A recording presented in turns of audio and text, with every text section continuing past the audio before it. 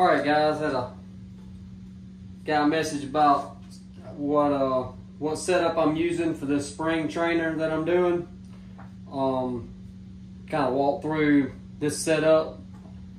Got a piece of 3/4 inch PEX pipe and some PVC cutters. You can just take and shove this up in the end here. It's the easiest way to cut this PEX pipe. Just come down inside of it and you can cut your gap out like that, and then drop over to the other side. Do the exact same thing on the other side. Just take and set it up in there, and then whenever you get a cut on both sides, you can slide it down in like this and go outside and get on some concrete and just shove this straight down on the concrete and it'll cut it right on through. That's how you get your little spacer. This is a 3-inch spacer. I actually like the plastic conduit wire. This goes around wire, like AC wire and stuff. It's like rubber. It's a rubber plastic conduit. I actually like this better than hot water PVC. Just feels like it grabs better. It's got more grip. But take you some needle nose pliers, and you just want to start one end of it. Get it started up on there, and all you gotta do is start that end. Well, start that end up, and you pop it on there just like that.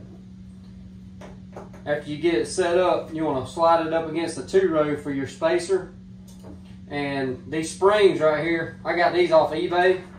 I believe they're 2.5 by 0.375 diameter, but they're really stout. I like them a lot. They're strong. They're really strong. And we got these clips. I don't even remember where I got these clips from, but you can see those clips. You got that little curve in it and a place to hook your spring onto. You just snap that in there. But I actually like to make my own out of coat hanger wire. Just cut you a piece of coat hanger wire and make your little bend in it. And I feel like this right here, it gets it closer to the rod. I feel like it's just closer, pops on, and you don't have a lot of slack. There's a lot of slack in these because the shank on them so long. I like to get it close to the rod, and you'll have to keep pushing down on this, keep tightening this up, because it'll start working loose the harder you pull. Just take your pliers when it starts getting loose and tighten it back up, and just keep that tight so it won't fly off and hit you. But you get that popped in there, and I actually pushed it down too far whenever I set it up the last time.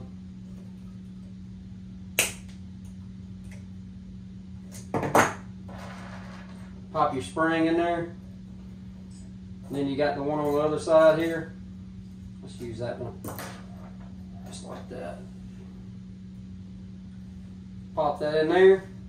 And after you get it set up, I like to take some electrical tape and just electrical tape this up around here so this don't fly off. You don't want these flying off. But that's how I set up the little trainer thing, little spring trainer. Now this is 3 inches. I physically cannot go around 3 inches with my setup right now. I feel like I've tuned out my mechanics about as much as I can tune them. And I physically can't pull around the 3 inches because you're pulling the whole weight of the rod. When you start pulling, you'll see when it takes off, you move one dot and it's taking off. So you got to get up and go. You're not just going to take and lollygag around it. You got to get up and get around it. Now, another thing, I'll give you a tip. You're not going to set it up deep and get around it, because it's going to take longer for you to get. That's another ball length when you're behind the dots.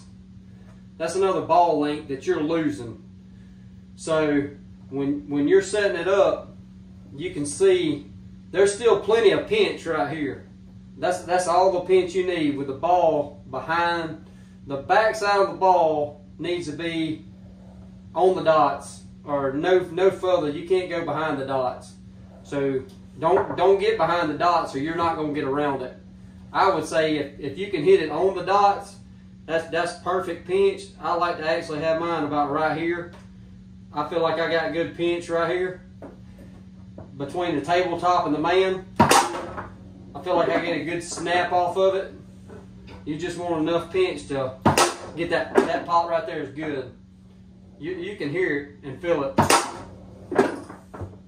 But when you come across, that's why I put my videos in slow motion, where you can actually see how high of the backswing I have coming around the ball. I've got my man right on top of the ball when it's coming across.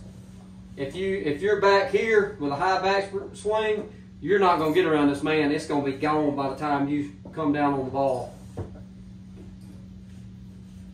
So when you're setting it up, you're going to take and just try to go around this post. That's another thing. This setup is for a post defense. It's not for somebody that's blocking with an open defense. I call this an open defense because you can basically pull to the 3/4 mark and spray it forward.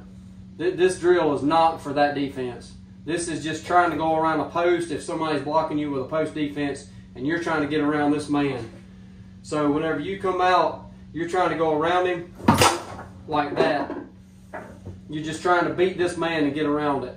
And the purpose of the drill is you want to use your fast twitch muscles, and you're building those as you're pulling this 2-rod, because the weight of this 2-rod is even more.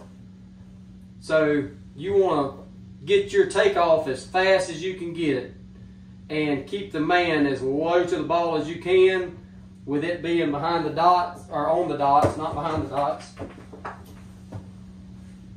to get as fast as you can out here. I like to try to hit it about right here before dead bar.